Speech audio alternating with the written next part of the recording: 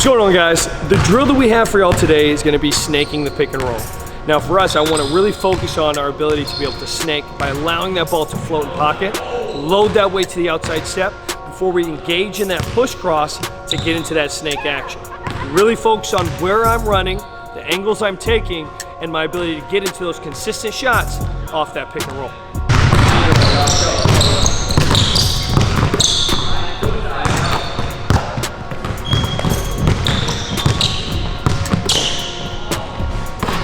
So when we come off a pick and roll, if I see that defender, the screener's defender, start to sag or maybe put me in a corral situation where they're trying to make sure that I don't get into the key, that's when I'm going to engage in that step back.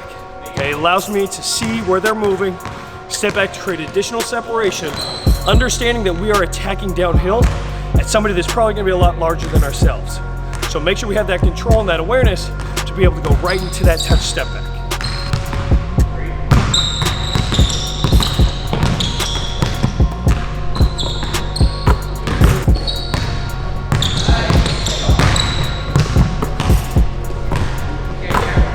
Now we're going to change the tempo coming off that pick and roll. We're going to engage in a lift.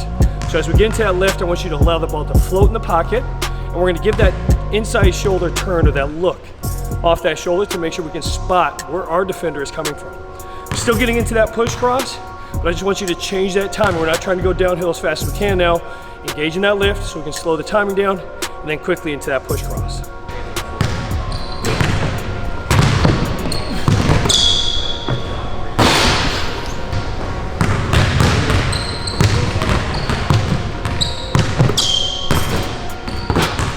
For this next option, right after we get done snaking that pick and roll, we're going to get into a hip rotation. For that hip rotation, the read is going to be screener's defender sucking up to our frame. When that happens and takes away our shot, we're going to access that hip rotation, slightly pivoting on that inside foot, opening up that outside hip, so that way we're able to slow that body of the defender down. Defenders usually have a tendency of mirroring what the offensive player does. So when I come off that pick and roll with extreme momentum and then slow my body down on the hip rotation, my defender, that screener's defender is going to have a brief stop of their frame, which gives me the opportunity to blow by them. So guys, watch where I allow that ball to float and manipulate outside my frame. Watch that pivot with the inside foot as I keep that offhand engaged and ready to drive.